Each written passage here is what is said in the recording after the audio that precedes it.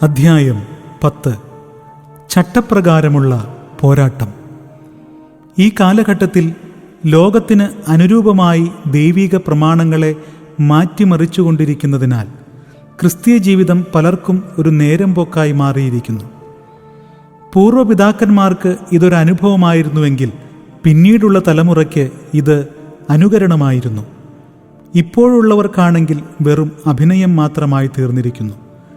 ആകയാൽ ക്രിസ്തീയ മണ്ഡലത്തിൽ ദൈവവചനപ്രകാരമുള്ള അടയാളങ്ങളാലോ അത്ഭുതങ്ങളാലോ ദൈവവചനം ഉറപ്പിച്ചു നൽകുവാൻ കഴിയുന്നില്ല.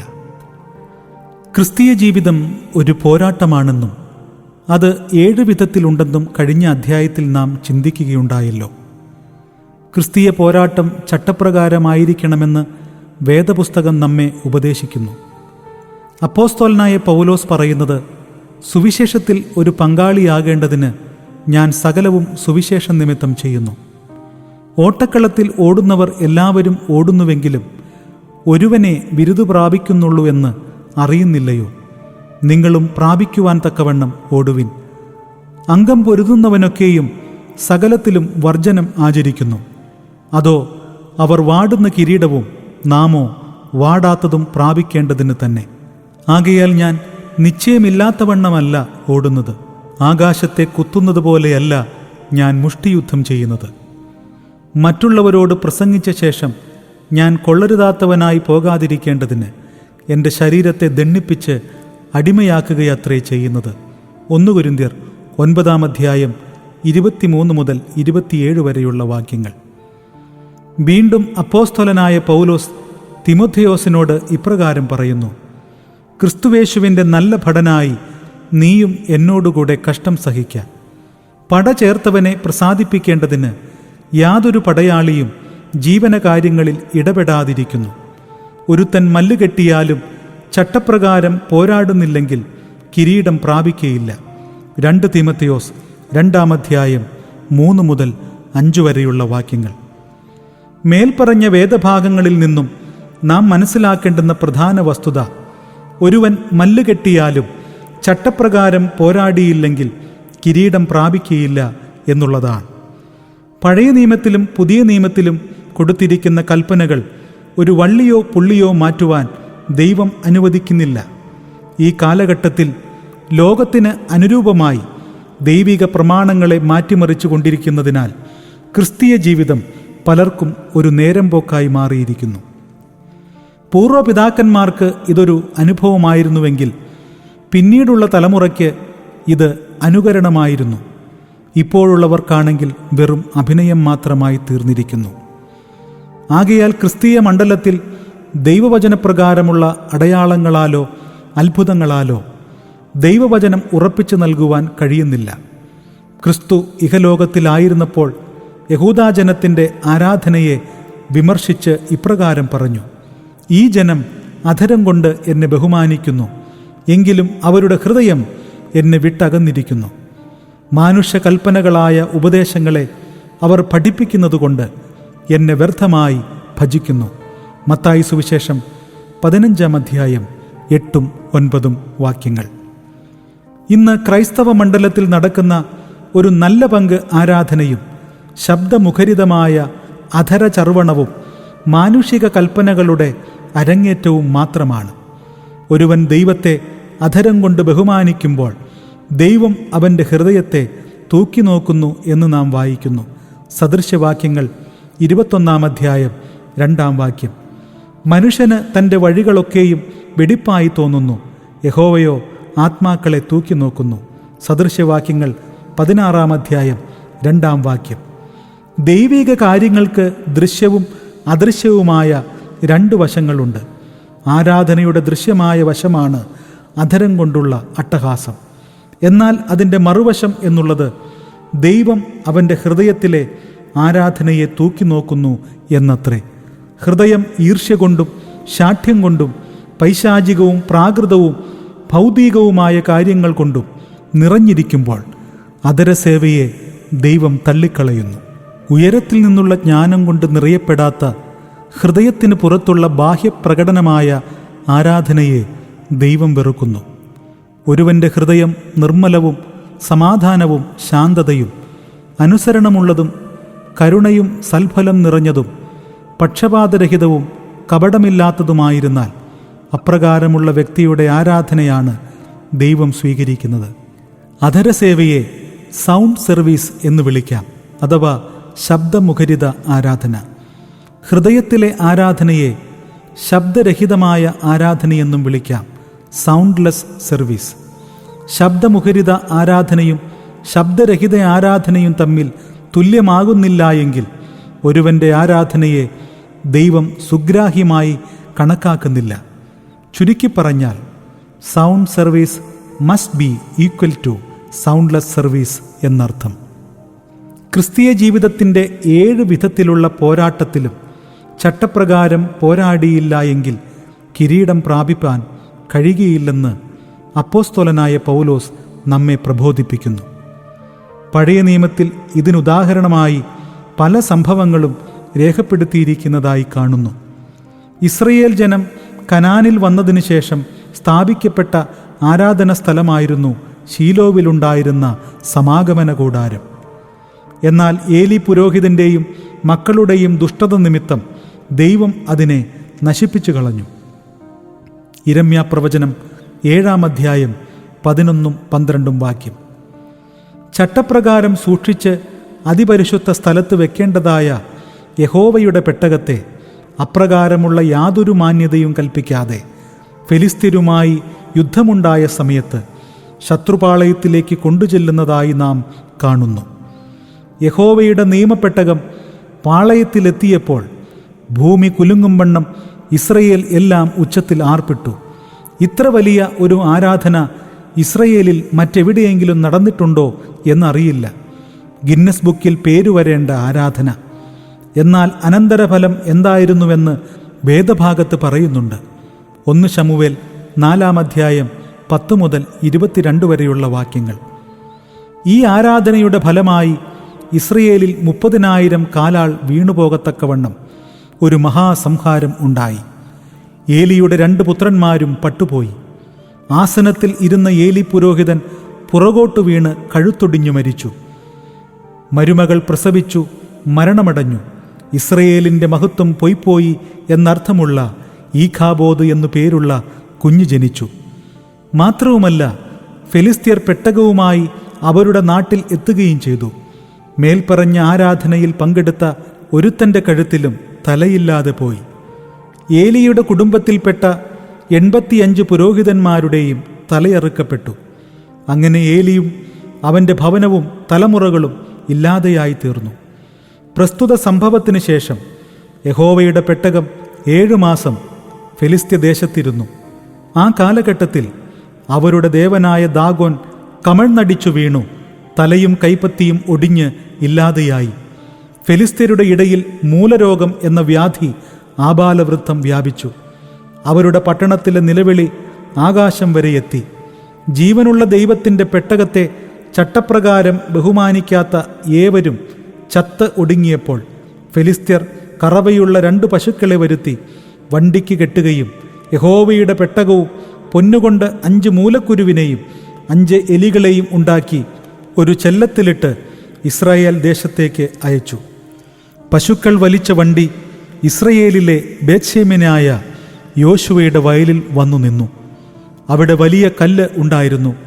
ലേവ്യർ യഹോവയുടെ പെട്ടകം ഇറക്കി കല്ലിന്മേൽ വെച്ചു. ബേത്ശേമ്യർ യഹോവയുടെ പെട്ടകത്തിൽ നോക്കിയതുകൊണ്ട് യഹോവ അവരെ സംഹരിച്ചു. ഈ മഹാസംഹാരത്തിൽ 50,070 പേരാണ് പട്ടുപോയത്.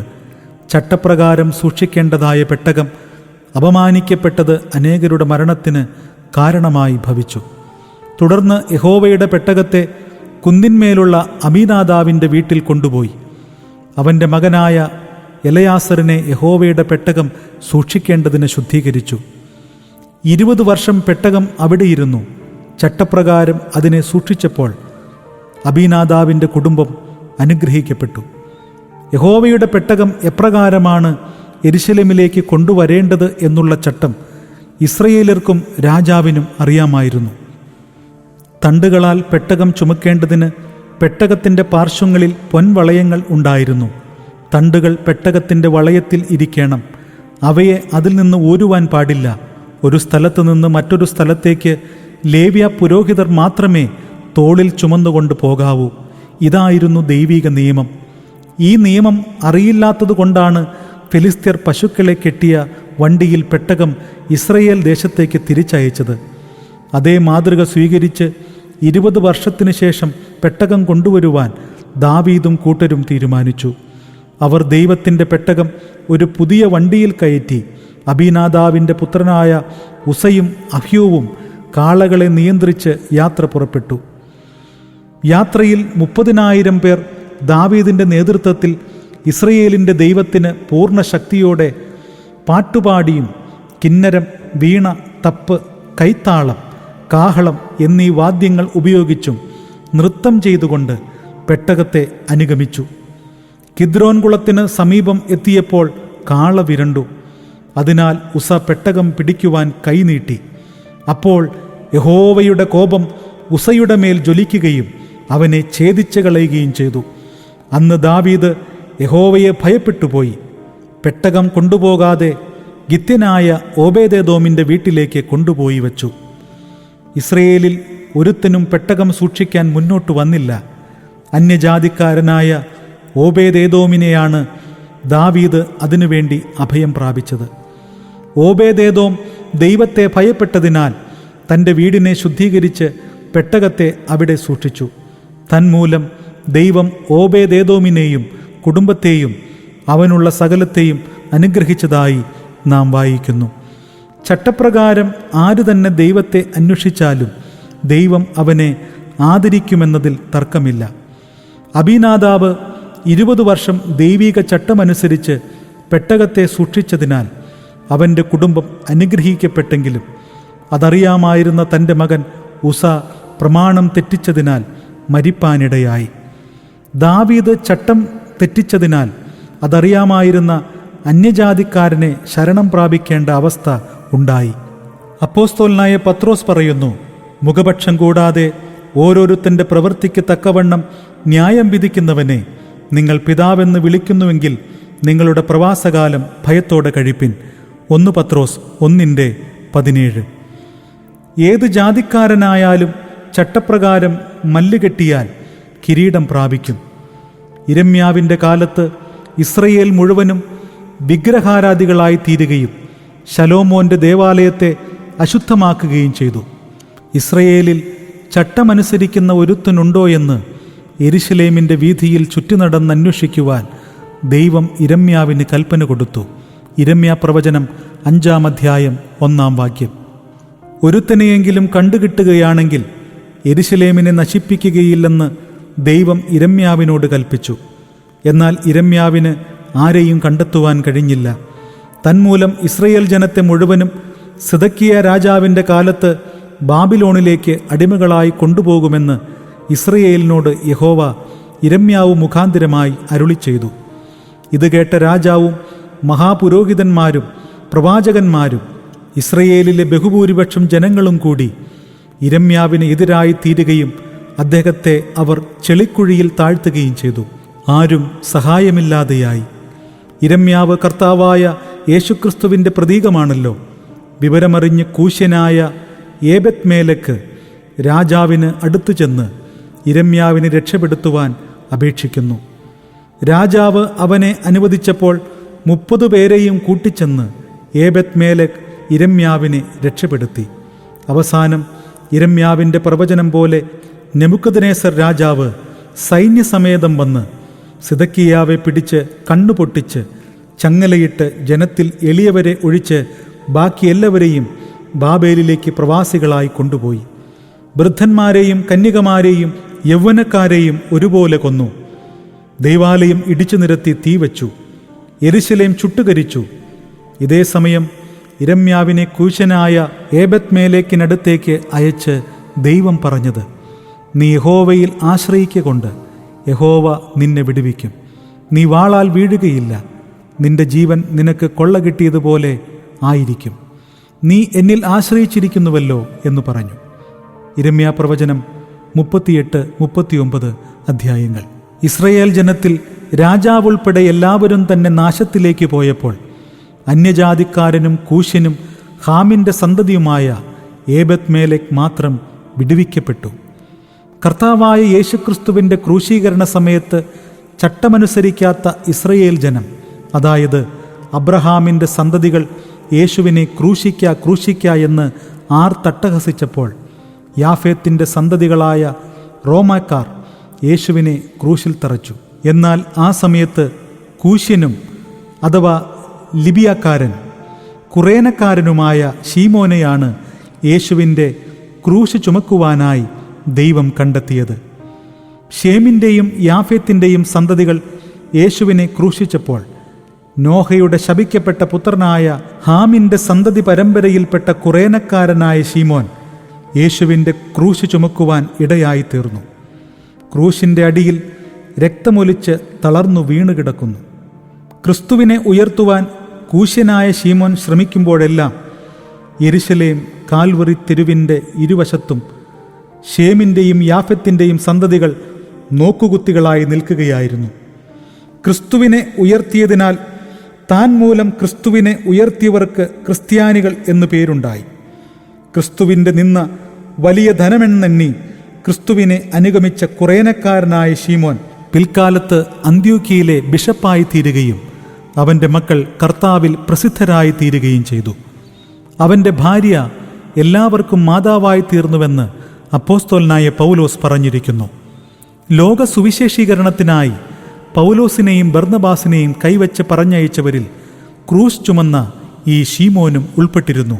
അപ്പോസ്തല പ്രവൃത്തി 13 അധ്യായം 1 മുതൽ 3 വരെയുള്ള വാക്യങ്ങൾ. ക്രിസ്തുവിൻ്റെ പിന്നാലെ ചട്ടപ്രകാരം പോരാടുന്ന ഏവനും ജീവകിരീടം ലഭിക്കും. അപ്പോസ്തലനായ പൗലോസ് പറയുന്നു, ഞാൻ നല്ല പോർ പൊരുതി, ഓട്ടം തികച്ചു, വിശ്വാസം കാത്തു. ഇനി നീതിയുടെ കിരീടം എനിക്കായി വച്ചിരിക്കുന്നു. അത് നീതിയുള്ള ന്യായാധിപതിയായ കർത്താവ് ആ ദിവസത്തിൽ എനിക്ക് നൽകും. എനിക്ക് മാത്രമല്ല, അവൻ്റെ പ്രത്യക്ഷതയിൽ പ്രിയം വച്ച ഏവർക്കും കൂടെ. 2 തിമോഥെയോസ് 4 അധ്യായം 7-8 വാക്യങ്ങൾ. സ്നേഹിത, നീ ചട്ടപ്രകാരമാണോ പോരാടുന്നത്? അല്ല എങ്കിൽ ജീവകിരീടം ലഭിക്കയില്ല. ഇന്നത്തെ ഓഡിയോ ബുക്ക് ICPF ആന്തത്തോടുകൂടി അവസാനിക്കുന്നു. അടുത്ത എപ്പിസോഡിൽ വീണ്ടും കാണാം. ദൈവം നിങ്ങളേവരെയും അനുഗ്രഹിക്കട്ടെ.